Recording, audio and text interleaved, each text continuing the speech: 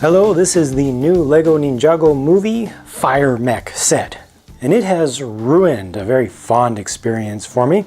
An experience that I had reviewing a set in 2013 called Kai's Fire Mech.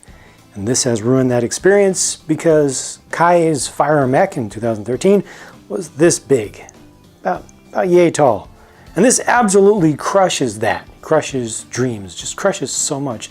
This puts to shame the Fire Mech from the LEGO movie itself, which was more like this big or so. I think this may be the largest official brick-built mech LEGO has ever released.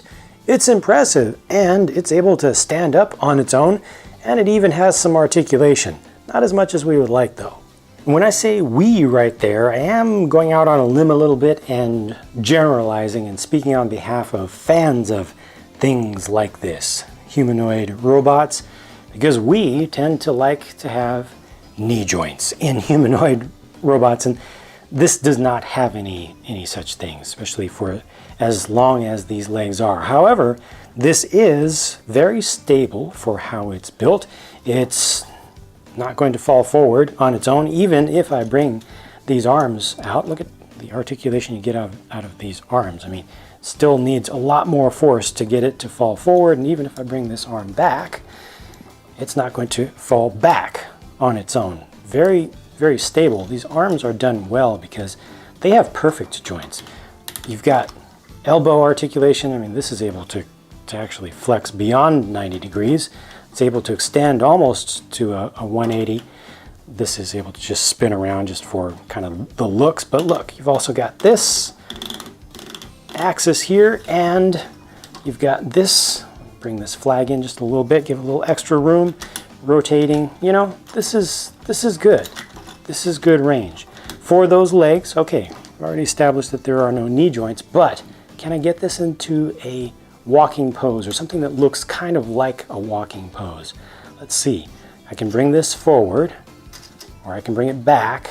I can also splay it out just a little bit, a couple of clicks.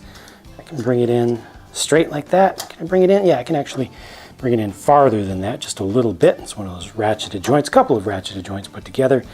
And I want to see if I can get this to look like it's walking. So I'm going to bring this one back, bring this one forward, see if I can angle the whole thing.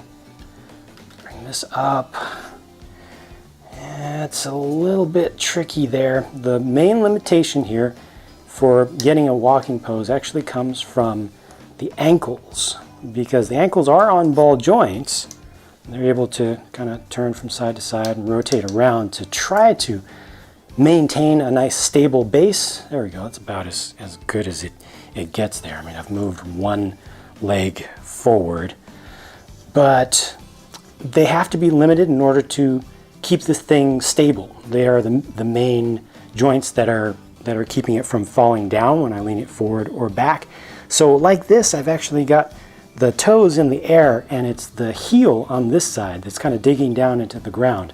They give you a little extra traction on the heels with these tire pieces here. That's very deliberate and helps it to stay in a pose like that. This is not the most comfortable pose for it to be in, just walking stuff in general, but there are some that are available here. Let me see if I can get this to just rotate forward just one single click like that, and maybe get a little bit more of a motion kind of look out of it. So yeah, some limitations there, but overall, to be honest with you, for the type of construction that they've used here, I'm pretty satisfied with the stability and the posability. I would like more with the legs, but the arms are great. Everything holds itself together. It's not trying to pull itself apart as I just kind of get rough with it and just start moving things. Of course, you can always just do this in the air if you want, and then when you're ready to leave it, just get it roughly straight and it'll hold up on its own. This has a couple of things that actually shoot. Unfortunately, you're not able to fire off like any studs or kind of flame pieces from the actual flamethrowers, but instead they have flame discs that can be shot. One from either shoulder, so push back here, and out comes one of these printed discs. They give you a total of 4 of those in the thing. And that's pretty much it for actions and things that you can move. I mean, I already showed you that these flag posts can be moved up and down, the banners. On the back, this looks pretty nice, actually. You know, frequently LEGO has had a problem of basically having a camera-friendly side of a lot of their builds, but I mean, the level of detail back here is actually pretty good. And they're not showing you too many of the weird colors. You got a little bit of tan there, got a little bit of blue showing up every once in a while, but it doesn't detract massively like it does on some sets. Maybe that's kind of the worst area to look at, just back here. But some of these smaller blue elements actually don't bug me here because of the overall level of intentional detail and how they kind of change colors just a little bit from place to place. I feel like it all kind of goes together well. These tanks are nice. That's just a big sticker on either one. Lots of hoses used on this to good effect, but just in general has a pretty good look, I think, from the back, which is, you know, the least camera-friendly angle, but still pretty respectable in my opinion. The cockpit opens up top and front, so this comes up a bit, this comes out. You can actually move the roof out of the way with a couple of joints there. Gives you very easy access to get a figure into the cockpit, though you probably want to change the hands around a little bit to get the control levers to line up better. But this lets you get, you know, at least a finger in from the top and then place the figure from the front, so you can attach it to the two studs there and it'll be nice and secure. Kai is not able to hold on to, obviously, his swords when he's in the cockpit. However, they did think about that and they did give an accommodation on either leg, either upper leg, for minifig accessories. So just behind this panel right here, there's that clip there. This actually opens up and you can just store one of Kai's swords over here and store the other one on the other side. I always appreciate when they do that. It's just, you know, they're just caring, they're just thinking about, you know, actual kids or just fans in general who want to put a figure into the thing that it will be piloting without having to store the accessories that, you know, that won't fit into the cockpit somewhere else, or, you know, have a Ziploc bag or anything. So that's good. One on either side. And yeah, that's pretty much it for the features of this. Really, in my opinion, its main feature is its size and its ability to stand on its own. This is truly a massive mech. You can see it from across a room. You can see it from down a hall. It really stands out. You know, the colors, the shapes, the overall size, even the level of detail. You know, it doesn't look like just a toy robot blob. It looks like it might be, from a distance, it looks like it could be a static model, perhaps even.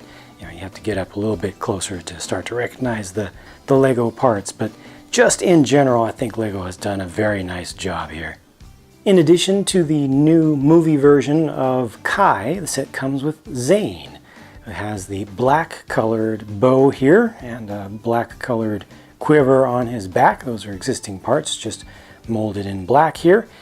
Kai gets the two katanas, and Kai has that nice pattern on the legs, which uses both the dark red color and some black to give you just some subtle detail in there. Kai's expression on his face right now looks very worried, but once I start to remove some of that headgear, you'll see that he's actually not quite looking like that when you can see his mouth. Let's take a look at these from the rest of the angles, though, before I start removing stuff. It's interesting how different Zane looks because of his color scheme, which is really, I mean, it really looks like it's just white, while all the other characters tend to have their own color plus the black in large amounts. Zane just gets so much white. Still has a little bit of black for accents, but he almost looks like he's from a different era, or, you know, doing a different style here in this form.